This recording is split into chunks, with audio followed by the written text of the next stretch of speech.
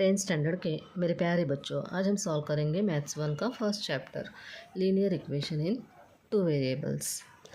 आपके text book में ही जो सॉल्व एग्जाम्पल है वो हम यहाँ पे आज सॉल्व करने वाले हैं।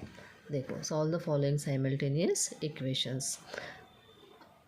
आपको साइमल्टेनियस इक्वेशन है वो दो मेथड से सॉल्व करना होता है। फर्स्ट मेथड है elimination by equating the coefficient. ठीक है, तो फर्स्ट क्या है, 5x - 3y is equal 8, 3x + y is equal 2। यही इक्वेशन हम दो मेथड से सॉल्व करेंगे। अभी फर्स्ट मेथड क्या है वो सीखेंगे। पहले आपको क्या करना है, इक्वेशन ऐसे एक के नीचे एक लिख के लेना है।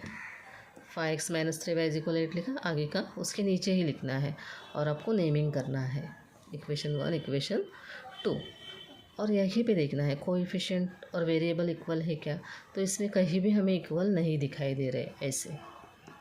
तो हम क्या करेंगे, फर्स्ट इक्वेशन में तो नहीं हो सकते हैं, लेकिन सेकेंड इक्वेशन में देखो यहाँ पे y है, तो y को हम 3 से मल्टीप्लाई करेंगे तो 3y बन सकते हैं। तो हमें सिर्फ y को ही नहीं करना है, पूरे इक्वेशन को 3 से मल्टीप्लाई करना है।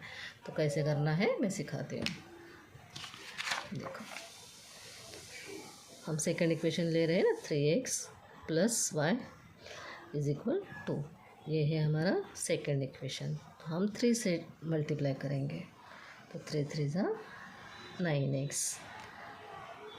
यहाँ पे कुछ नहीं है तो 1 कंसिडर करो, 3 1 ज़ा 3 और बीच में प्लस का साइन है 3, और y भी आपको वेरिएबल भी लिखना है, इज इक्वल 3 2 ज़ा 6।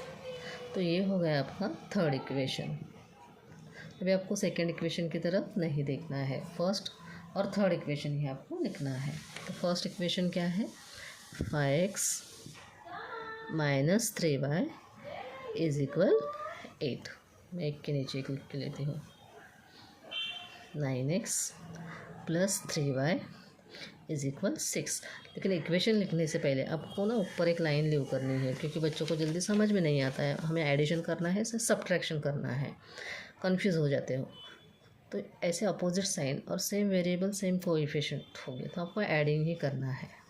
ठीक है, एडिंग का स्टेटमेंट लिखना है, जैसे मैंने यहाँ पे लिखा है, एडिंग इक्वेशन 1 एंड 3। तो देखो ये कट हो गए, 5 + 9 14x इज इक्वल 14। अभी आपको सिर्फ x की वैल्यू चाहिए, इसलिए x इज इक्वल 14। बाजू में 14 है वो आप अपॉन में नीचे लाओगे तो 14 1 ज़ा 14। तो यहाँ पे x इज इक्वल 1। आपकी x की वैल्यू क्या आई, 1। अभी आपको x की वैल्यू है वो देखो, substituting the value of x in equation 2। तो आपको x की वैल्यू है वो इक्वेशन 2 में लिखनी है। हमेशा लास्ट स्टेटमेंट यही आता है, substituting the value of x in equation 2, नहीं तो 1, और यहाँ पे y की वैल्यू आएगी नहीं तो x की। ठीक है, अभी आप 2 में ज़्यादा करके सिंगल वेरिएबल में ही पुट करनी है।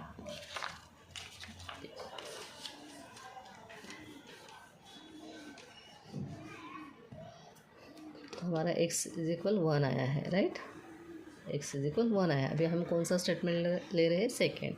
तो सेकेंड स्टेटमेंट क्या है, 3x + y इज इक्वल 2।